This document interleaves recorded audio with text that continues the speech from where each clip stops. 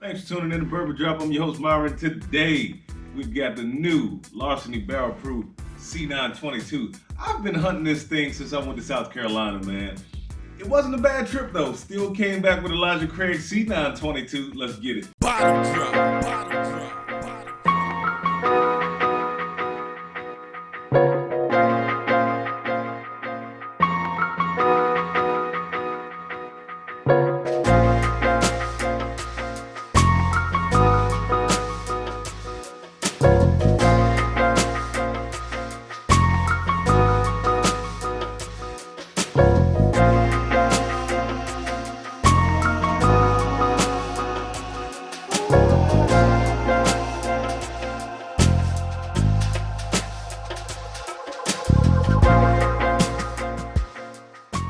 Went down to South Carolina thinking that I was going to find a bottle of this. Came back with Elijah Craig's C922. I wasn't upset. I wasn't upset at all. I figured, hey, well, still made out on the trip. Let's get into the nose.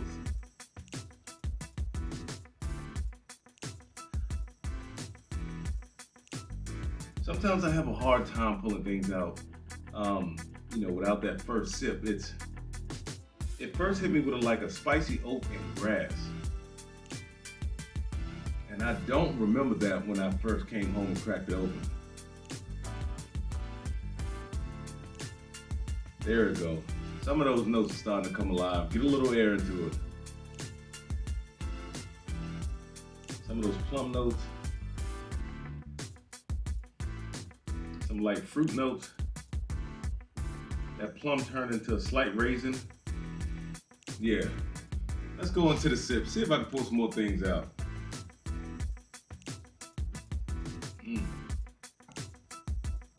Already. Woo!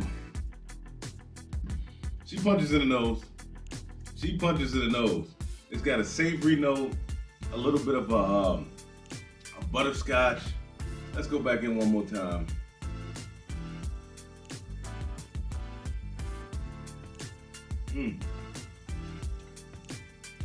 It's brown sugar, butterscotch. Punches in the nose. It does have a nice savory note.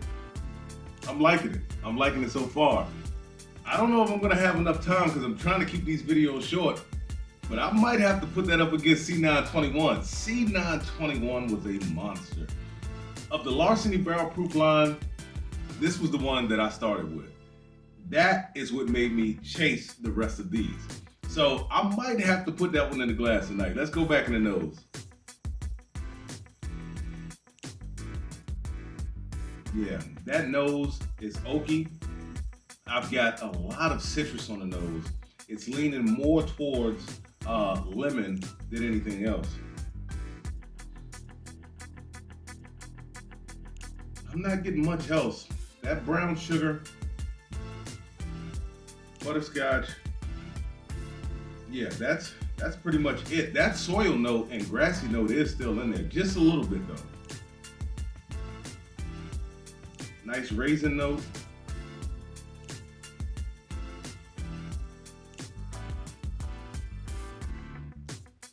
That's got an oily mouthfeel. I'm really liking that one. It's got this savoriness though. Like it starts out sweet and then it almost has this saltiness to it. Now I'll be honest with you. This is the first drink of the day. I shot another, well, it was supposed to be one episode. It wound up being a lot more than that. That thing's a little bit of a headache. You will probably see that after you see this. But this right here, I am liking this one so far. Let me pour up a little bit more. Yeah, I wasn't mad when I came back from South Carolina. I mean, to come back with a brand new release and now to have my hands on a brand new release of LARCENY Barrel Proof, I can't ask for anything else. Yeah, that lemon stays in it. That lemon, it's like lemon and grass. It stays in the glass. Nice pepperiness in it too, man. You know, the weird thing is I'm not getting any pepper on the palate. Mostly on the palate, it seems to be like this sweet raisin, and then it goes into like this brown sugar savory note. It's sweet, but then it goes into a savory note. I don't know, that's kind of wild.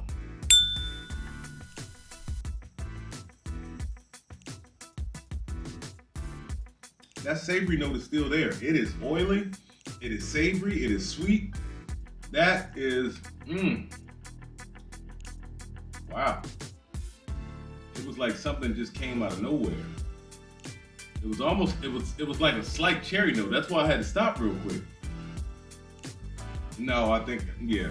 It must have just been that raisin just coming through, because at first it was picking up like a cherry, but then it just kind of stopped.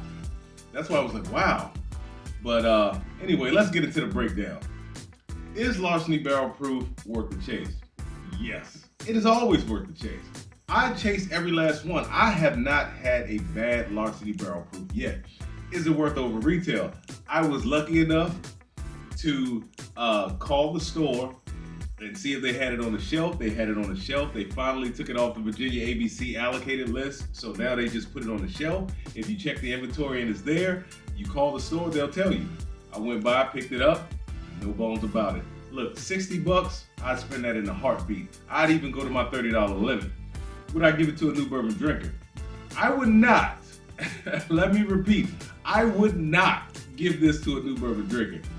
It tore my nose up on the first sip. It is not a rough alcohol going down. It's not like it's got a lot of ethanol in the glass. It just hit my nose pretty hard. Would I always keep a bottle on the bar?